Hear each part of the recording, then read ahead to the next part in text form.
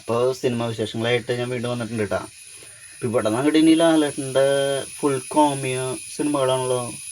കോമിയോ അല്ല, ക്യാമിയോ സിനിമകളാണ് വരുന്നത്. എത്ര എണ്ണല്ലേ. ഇപ്പോൾ സ്റ്റാർട്ടിങ് 7-ാം തീയതി ലാലേട്ടൻ്റെ മോളുടെ വിസ്മയുടെ പടത്തിൽ ഒരു ക്യാമിയോ ആയിട്ട് വരുന്നുണ്ട്, തുടക്കം.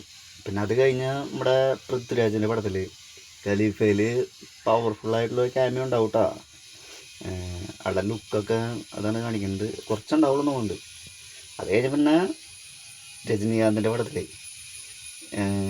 ക്യാമിയോ വരുന്നുണ്ട്. ആളൊരു വട്ടം വന്ന് മിന്നിച്ച് പോയതാണ്.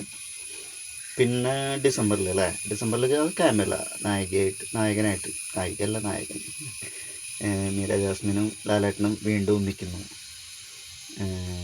ഇപ്പോൾ വർഷം ലാലേട്ടൻ തൂക്കിന്ന് തോന്നുന്നുണ്ട് മോനെ. അപ്പോൾ അടുത്ത വീഡിയോ ആയിട്ട് കാണാട്ടോ. അടുത്ത നടൻ്റെ വിശേഷങ്ങളും സിനിമകളൊക്കെ ആയിട്ട് കാണാം. ബൈ.